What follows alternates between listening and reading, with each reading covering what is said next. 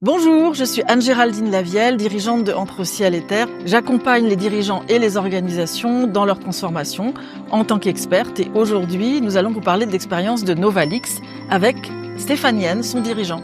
Alors Stéphane, quel était ton besoin à l'époque et qu'est-ce qui t'a amené à aller chercher mes services?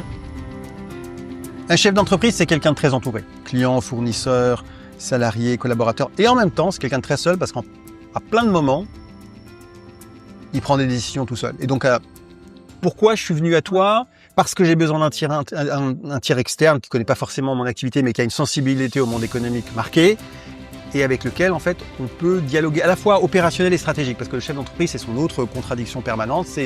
Il est entre le quotidien et le futur. Et dans cette tension, il faut qu'il la navigue. Et là, encore, il y a des échanges qui sont nécessaires.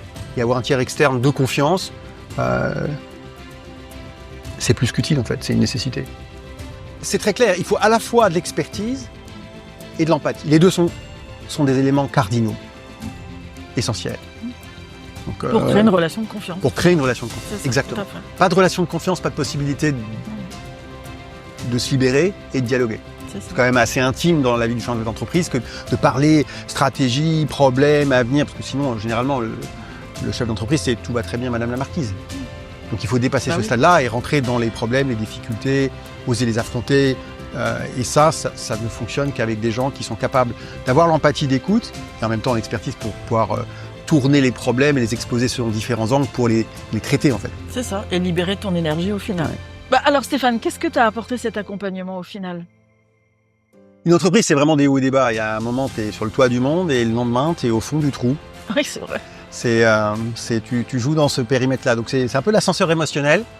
Et clairement, là encore, échanger, être accompagné, c'est quelque chose qui fait du bien, quoi. C'est pas seulement que ça soulage, mais ça permet de dissiper la brume que tu peux avoir dans l'esprit. Et ça, c'est très utile pour un chef d'entreprise parce qu'il n'y a pas pire que d'être dans le brouillard.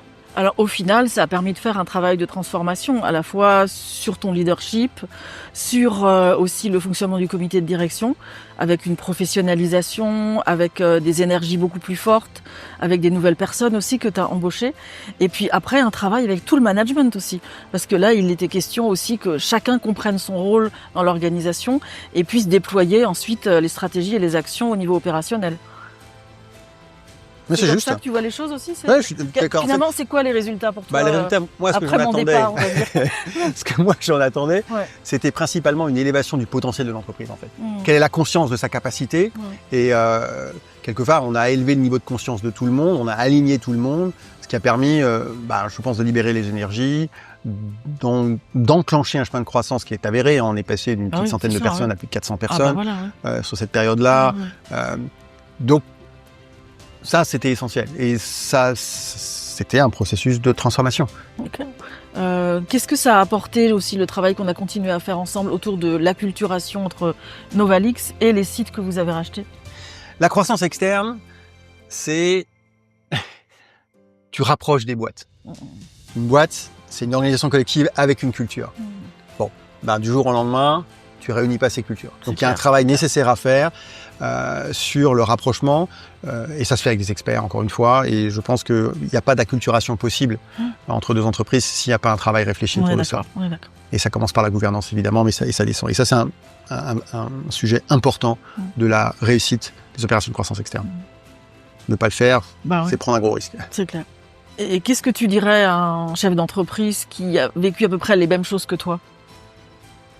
Moi, ce que je dirais surtout, c'est qu'un chef d'entreprise, c'est quelqu'un qui doit ne pas hésiter à solliciter l'expert.